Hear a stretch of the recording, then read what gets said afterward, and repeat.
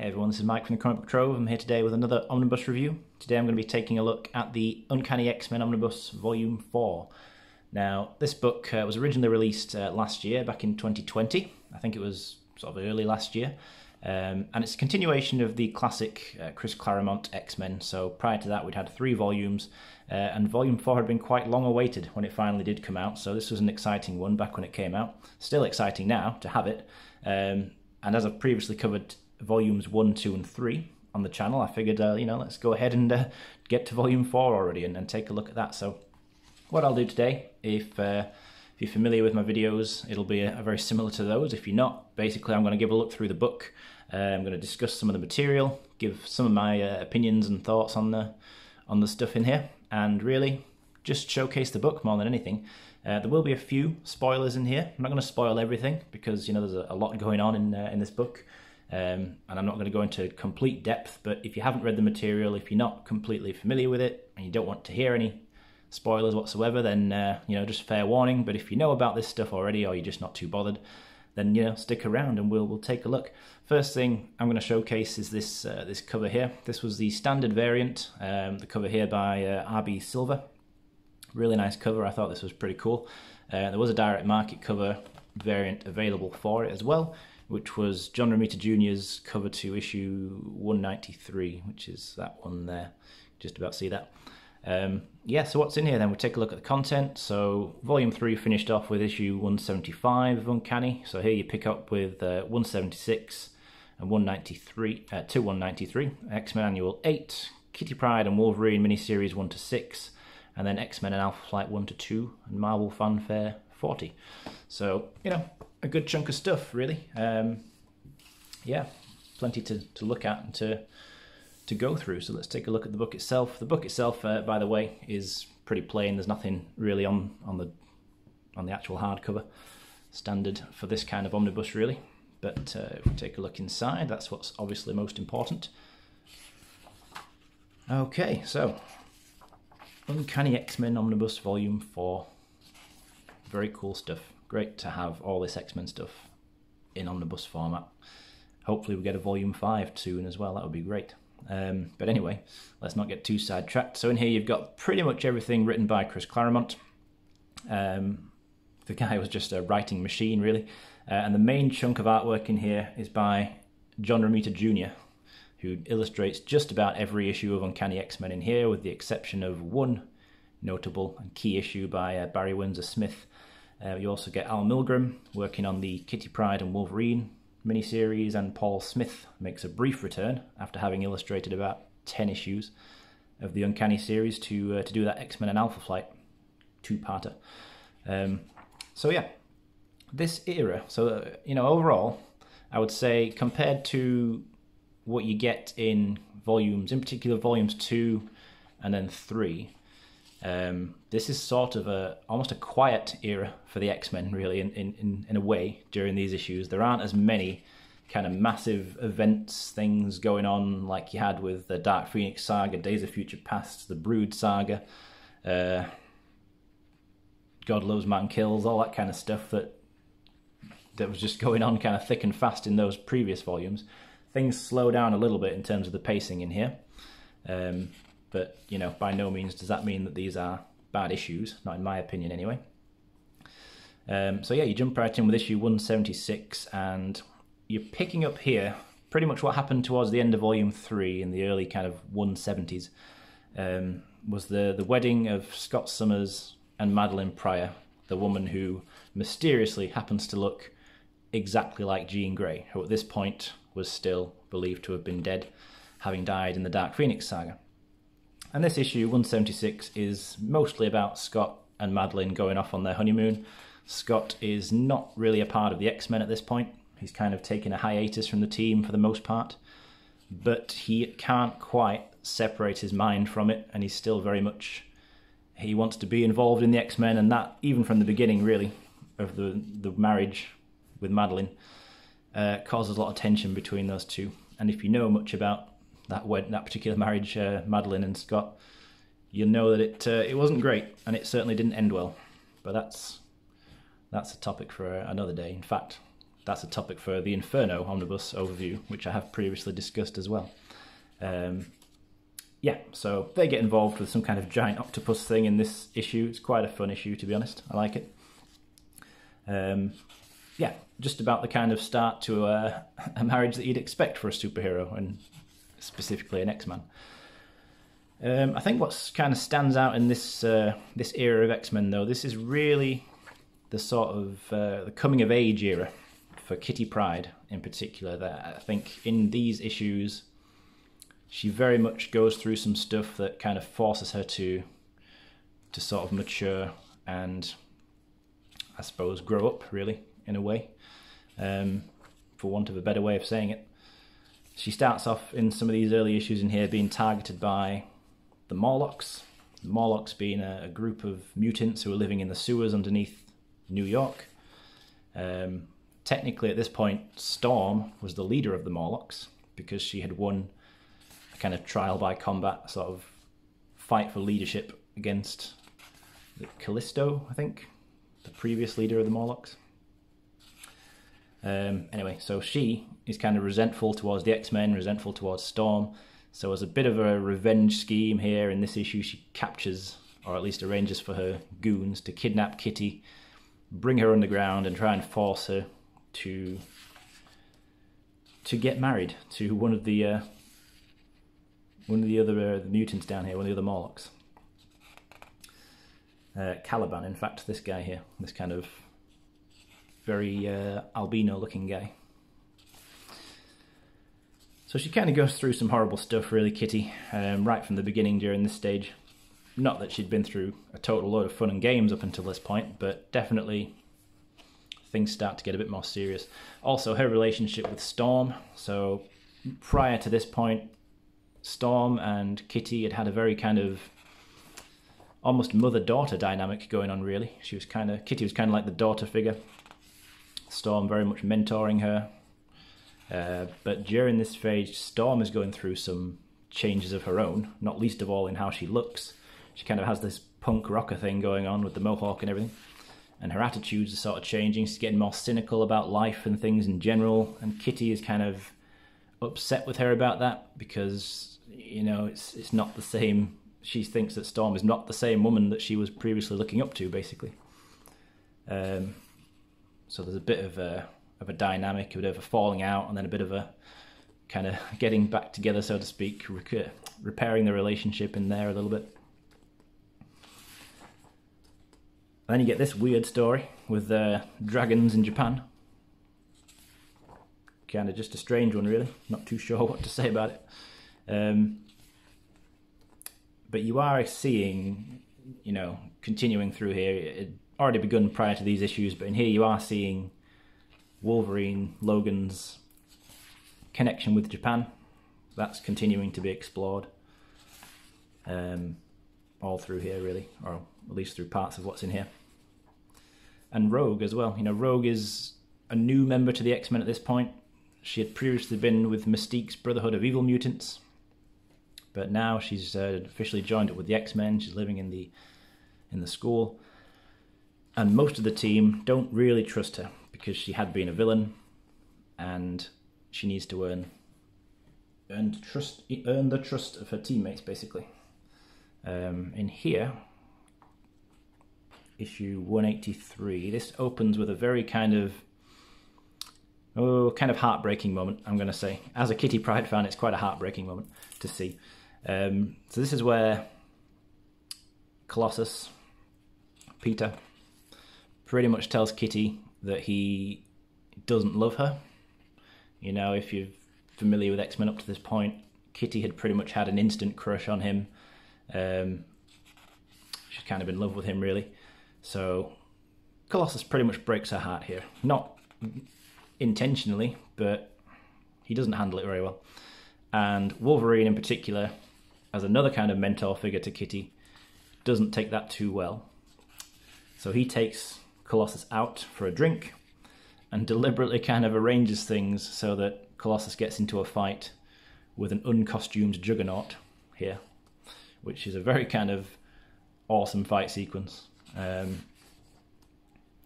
with Wolverine just kind of sitting and watching it. Nightcrawler's there as well.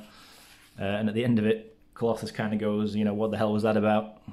Why didn't you help? And Wolverine's kind of like, well, you had to pay the price for what you did to Kitty, basically. You shouldn't treat your teammates like that, etc. And then what else? So we've got the introduction of Forge as well, right here. Forge being another mutant. His power is he can pretty much invent, create literally anything that he can think of. So he comes up with all kinds of super advanced technology, machinery, gadgets. And he's introduced here.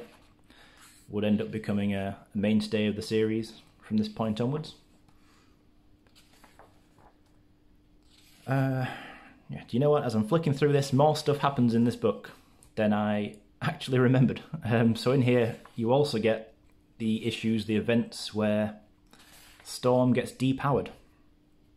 She loses all of her mutant powers because there's a secret, I can't remember exactly who they are, but there's like a group of secret agents coming after her. I think it's S.H.I.E.L.D., probably S.H.I.E.L.D. It's a safe bet anyway, if it's in the Marvel Universe. Yeah, so you've got them coming after Rogue because they have identified her as a threat. So they're targeting her. Storm kind of dives in the way, here in fact. Ends up taking the bullet, so to speak, for Rogue. And what this gun does that they blast her with, it was invented by Forge, and it saps a mutant of their powers. So anybody who gets shot by it loses their mutant powers. And it wasn't intended to shoot Storm, but it does. And she loses her powers. And then you get issue 186, Life Death. A very good issue. This is the one that's illustrated by Barry Windsor Smith. And this entire issue focuses on, well, primarily Storm, who is at this point very depressed, having lost her powers, and really losing her sense of identity, because she kind of was this weather goddess character, and now she doesn't know who she is because she doesn't have those powers for the first time, basically, in her adult life. And Forge is trying to comfort her. She doesn't know that Forge invented the gun that shot her at this point. So this is kind of an issue that explores a sort of budding relationship between Forge and Storm. Well, at least until the ending, when she discovers that he did invent that gun. And from that point onwards, for at least quite a while after this, she pretty much hates Forge. But it's a very cool issue. With excellent artwork by Barry Windsor Smith. Who later on, actually, it's not in this book, but there was a Life Death Part 2. I think it's issue 196 or 197. And that, again, was illustrated by Windsor Smith. And presumably that book will be in a Volume 5 if we get a Volume 5 Omnibus, which is surely only a matter of time, but we'll see. Yeah, so then, you know, for the rest of the issues in here, Storm has no powers. So she's kind of still, well, she's still pretty awesome, because she's still doing stuff that no normal person could really do. But she doesn't have any of the weather powers. So she is, for the first time, much more vulnerable than she's ever been. Okay, so then you've got, you know, I mentioned Kitty Pryde's kind of coming-of-age stories, and this is really the big one. So this Kitty Pryde and Wolverine, it's a 6-issue miniseries written by Claremont, drawn by Al Milgrom. Now, I've seen issues online in terms of arguments, I suppose. People apparently don't like the artwork in this series. They don't like Milgrom's work. Now, don't get me wrong, I don't think it's the best artwork you're ever going to see, but I don't have a problem with it. It looks okay to me. Certainly nothing really stands out where I think, you know, that's bad in particular. Not that I remember anyway. But anyway, what's the story about? So in here, it's a really cool story. It's basically Kitty finds out that her dad is involved in something dangerous. You know, it's deliberately kind of vague at first, but she thinks he's in trouble.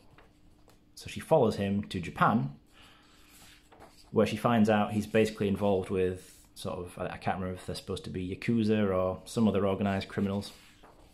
And he is complicit, so he's not a victim so much. He's genuinely been going along with them. So that's kind of obviously a horrifying realisation for her, that her dad's not who she thought he was.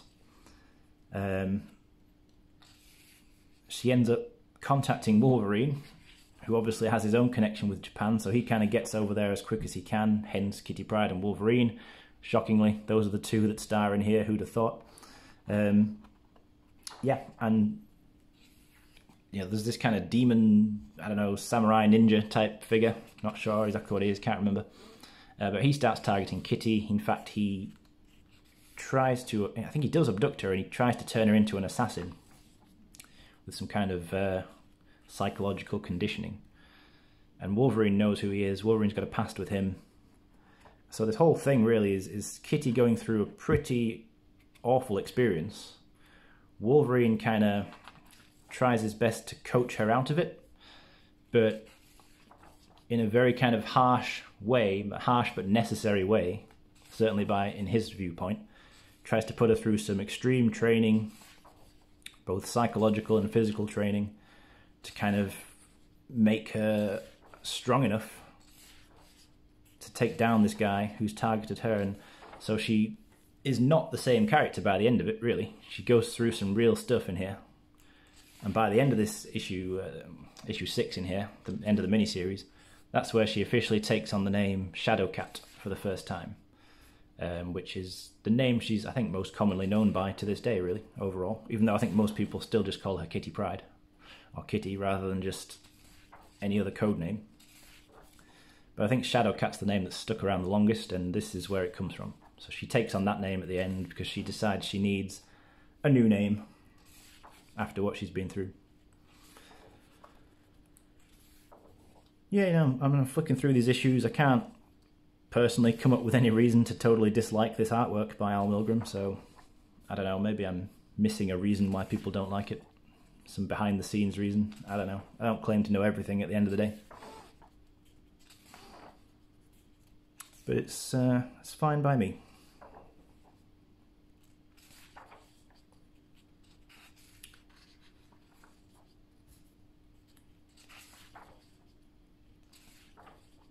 A couple of incidents with the Hellfire Club during this time as well. They kind of re-emerge.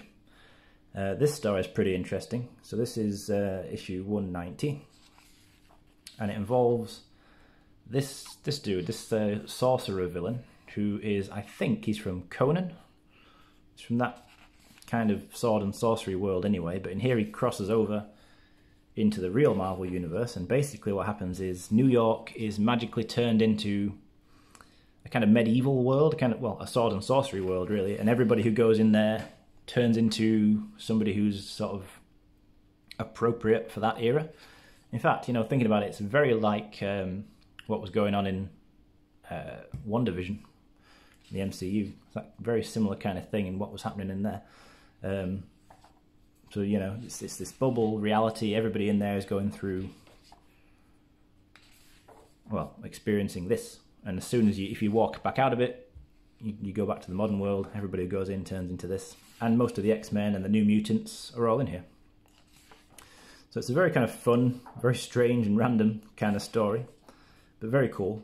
Something certainly very different from pretty much anything that's happened in the series up to this point.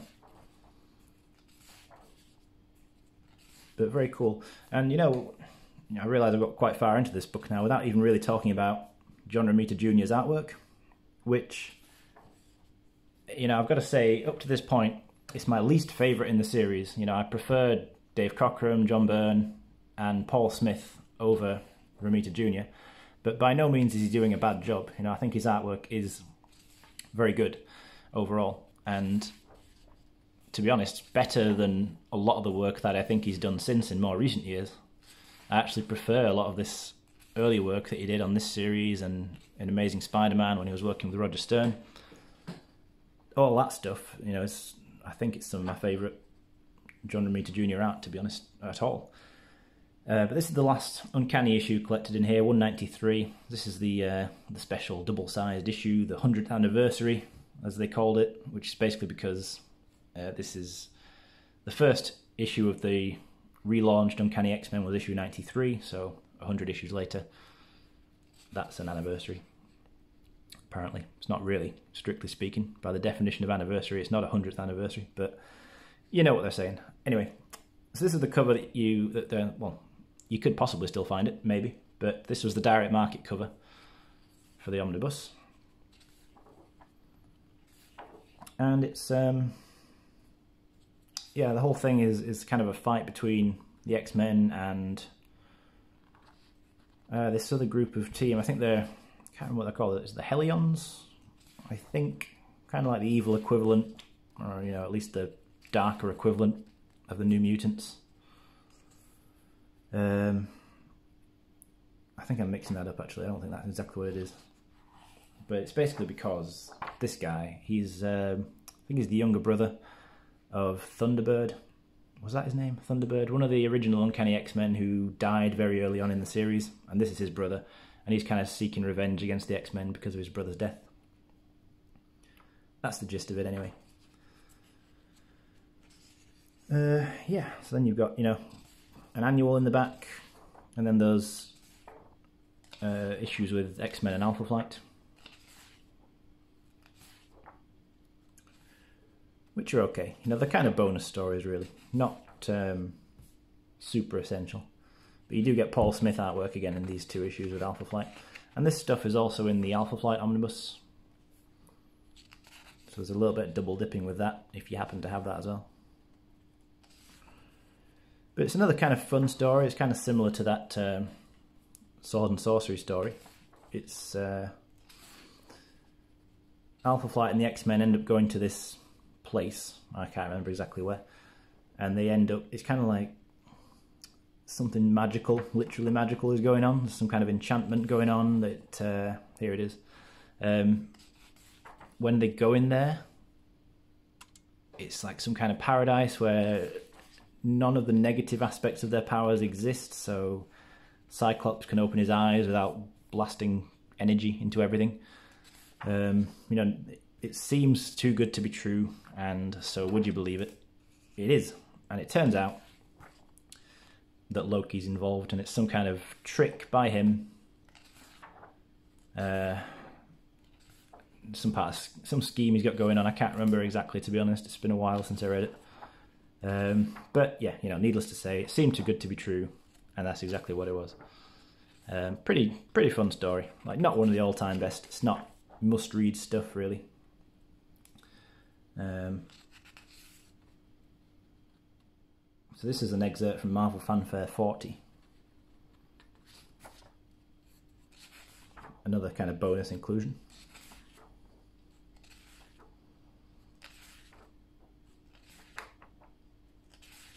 Cool artwork by a guy called Craig Harrison. Nice pin up there. And then extras, so some extra pencils by John Romita Jr. Cover there by Barry Windsor Smith to that Life Death issue. And some, you know, pencils from Al Milgrom. I always like to see the original pencils, original artwork in the back like this. It's always very cool to kind of see it in this unfinished raw stage. And then some pin-ups by the looks of it. Very cool Phoenix work there. Kevin Nolan.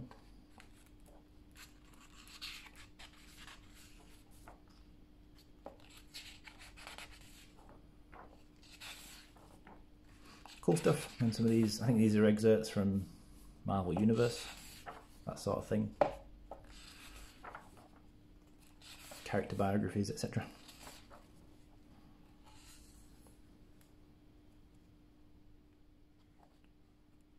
And you get some of these X-Men classic covers. Yeah, and that full image, the RB Silver cover. So yeah, really cool stuff. You know, great to have in an omnibus, you know, to go with volumes 1, 2, 3, and then obviously the stuff that comes after. At the moment, what would hopefully be in a volume 5, that's kind of a noticeable gap if you're trying to collect Chris Claremont's X-Men in omnibus format, which I am. So yeah, at the moment, there's a gap between the end of this and then the Mutant Massacre omnibus. So I figure there will either be a volume 5 or a Mutant Massacre Prelude omnibus. Don't know exactly what they'll call it. We'll have to see. Time will tell. But anyway, thanks for watching this one, guys, and I hope that was of interest. I hope it was enjoyable, and I think this book is still available, at least the standard variant, at a few places. So if it is something you're thinking about picking up, you should be able to do so, at least for the time being, before it goes out of print. Who knows when that will be, you never really know. But yeah, thanks again, guys, for watching. I'll be back again soon with another review.